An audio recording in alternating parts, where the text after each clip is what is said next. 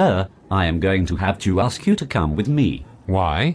You have rifled through my bags, x-rayed me, and patted me down. What do you want now? We are simply following DHS protocol. Do I look like a terrorist? You do fit a certain demographic.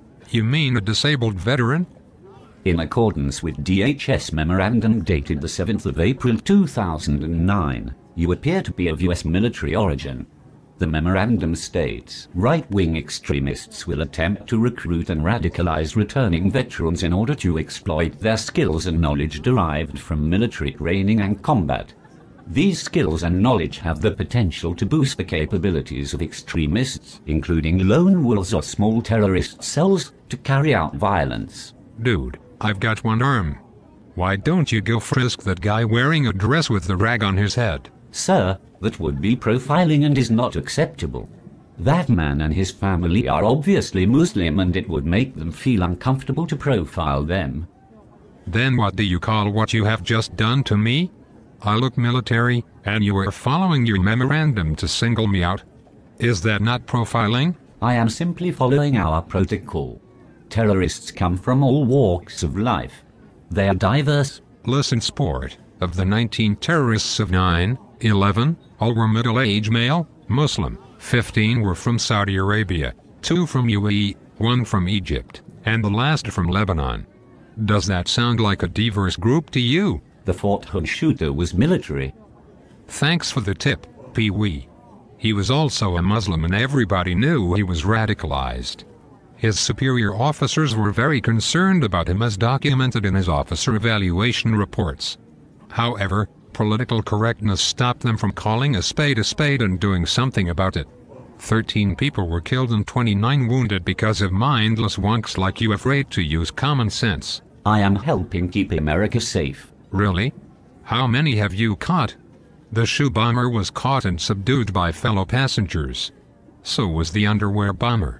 The only thing TSA has done is to react to these terrorists by having everyone take off their shoes and zapping their genitals with radiation. In fact, TSA has caught 0 terrorists. How many TSA agents have been injured in the line of duty?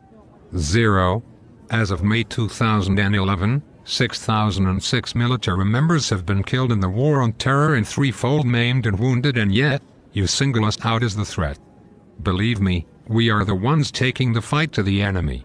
However, since its founding in 2001, there have been over 500 TSA agents fired or suspended for theft from passengers' personal items and their baggage.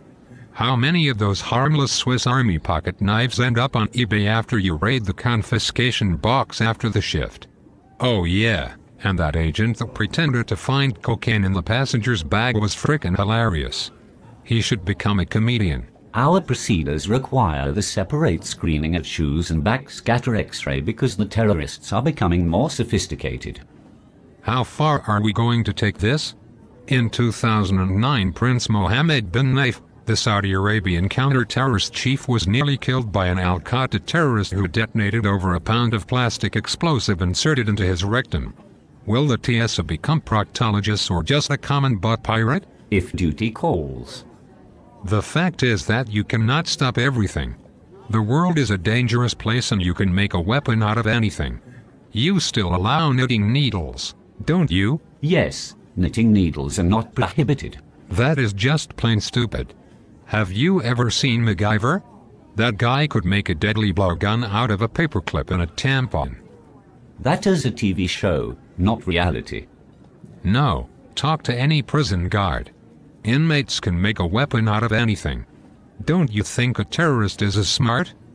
No, we are ensuring the public's safety. The fact is that the plane will never be hijacked again by a terrorist with a makeshift weapon.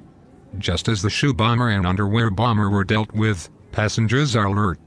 The most likely option a terrorist has is to actually blow up the plane. We have bomb-sniffing dogs for that task. You don't need to shake down old ladies and feel up children to stop a bomber. I'm going to need to take your personal data. You are interfering with transportation safety.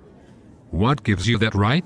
DHS memorandum dated the 23rd of December 2010 states that any person group or domestic alternative media source that actively objects to, causes others to object to, supports and/or elicits support for anyone who engages in such travel disruptions at U.S. airports in response to the enhanced security procedures. The TSA is instructed to identify and collect information about the persons or entities and submit such information to the Homeland Environment Threat Analysis Division and the Extremism and Radicalization branch of the Office of Intelligence and Analysis Division of the Department of Homeland Security.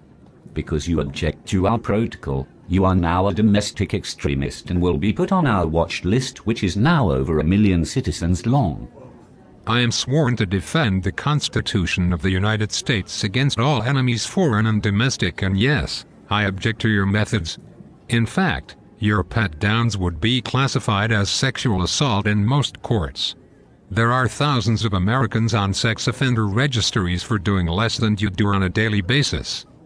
But our protocol is protected by the Supremacy Clause of the United States Constitution. The Supremacy Clause simply states that the U.S. Constitution is supreme. In turn, laws that are deemed constitutional are supreme to state laws. This does not mean that every harebrained and stupid thing that you guys think up is constitutional, nor does it override states' rights or individual rights. That is not my concern. I am following protocol. Texas is the only state in the Union fed up enough to do something about it. Known as the Groping Bill, HB 1937 was introduced in the Texas legislature.